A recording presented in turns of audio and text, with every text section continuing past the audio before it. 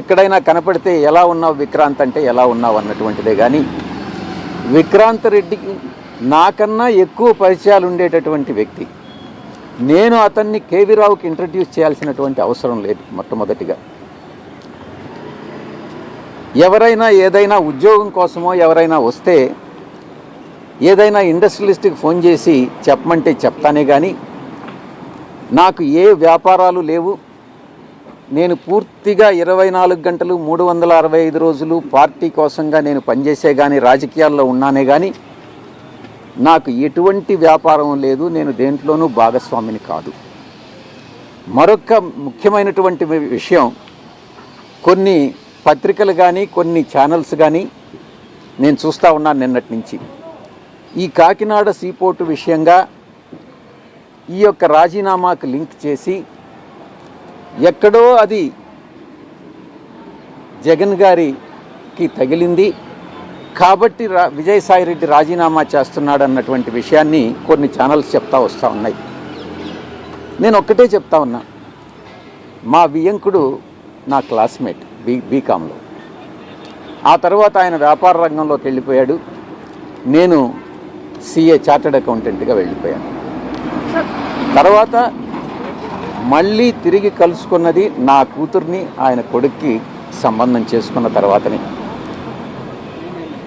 ప్రమాణం చేసి చెప్తా ఉన్నా, ఆయన వ్యాపార లావాదేవీలు ఏది కూడా నాతో ఏ రోజు డిస్కస్ చేయరు. వాళ్ళకి ఎన్ని ఫార్మా యూనిట్స్ ఉన్నాయన్నటువంటి విషయం కూడా నాకు తెలియదు. ఎందుకంటే కుటుంబ వ్యవహారాలు సక్రమంగా ఉండాలి అని అంటే ఆర్థిక వ్యాపార లావాదేవీలు ఉండకూడదు అన్నటువంటి విషయం నేను బలంగా నమ్ముతా. వాళ్ళు ఏం చేస్తున్నారు, వాళ్ళ వ్యాపారం ఏంటి, దాంట్లో జోక్యం చేసుకోవడం అన్నటువంటిది మంచిది కాదు అన్నటువంటి ఒకే ఒక సిద్ధాంతంతో నేను ఏ రోజు కూడా భగవంతుడి సాక్షిగా చెప్తున్నాను, వాళ్ళ వ్యాపారాల గురించి నాకు తెలియదు, తెలుసుకోదలుచుకోలేదు, భవిష్యత్తులో కూడా నేను జోక్యం చేసుకోను.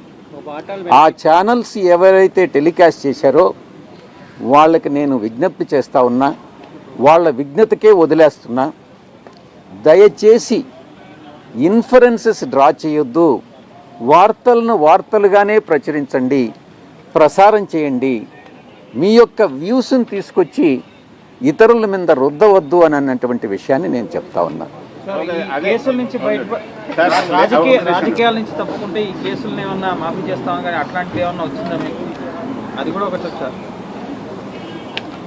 రాజకీయాల నుంచి నేను తప్పుకుంటే నేను ఇంకా బలహీనుడిని అవుతానే కానీ బలవంతుణ్ణి కాదు కదా.